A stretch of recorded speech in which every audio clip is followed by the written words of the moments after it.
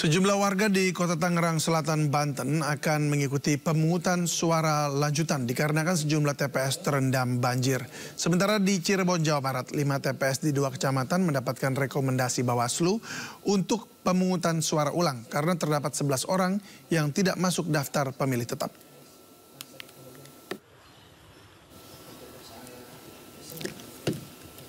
Sejumlah warga di Tangerang Selatan, Banten tidak bisa mencoblos saat pemilu karena sejumlah TPS terdampak banjir.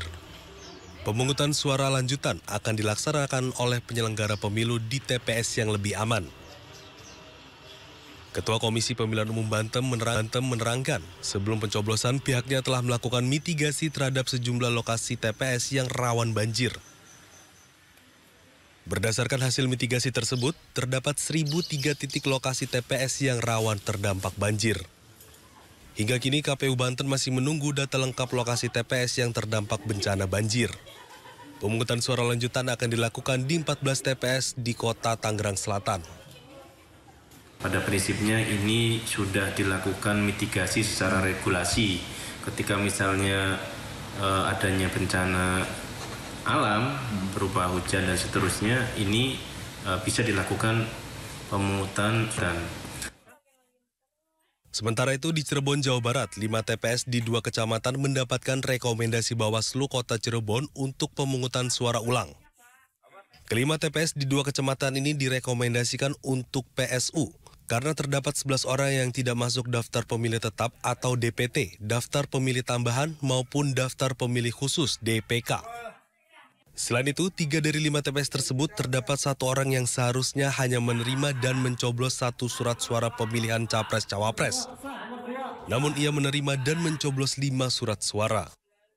Di pihak penyelenggara di TPS itu ada terjadi kesalahan. Terus dilakukan PSU ulang dengan petugas yang sama nantinya? Iya, petugas yang sama yang kemudian secara mekanisme jajaran kami yakni Panwaslu kecamatan di 2 kecamatan tersebut memberikan rekomendasi atas supervisi Bawaslu Kota dan juga tentunya kami berkoordinasi dengan Provinsi Jawa Barat memastikan bahwa persoalan yang terjadi adalah itu terpenuhi unsurnya untuk dilakukan PSU. Badan Pengawas Pemilihan Umum Kota Surabaya merekomendasikan pemungutan suara ulang atau PSU di 10 TPS. Rekomendasi PSU dikarenakan temuan adanya permasalahan di 10 TPS yang berada di Kelurahan Asemrowo dan Duku Pakis, serta di Kecamatan Gayungan. Regulasi menetapkan jadwal paling lambat dilaksanakan PSU itu adalah 10 hari kalender sejak pemungutan suara. Artinya jika dihitung maka PSU itu paling lambat tanggal 24 Februari 2024. Dari 10 TPS, 2 diantaranya direkomendasikan PSU menyeluruh. Calon presiden dan wakil presiden, calon legislatif DPR RI, caleg tingkat provinsi dan kota, serta calon Dewan Perwakilan Daerah. Tim Liputan iNews melaporkan.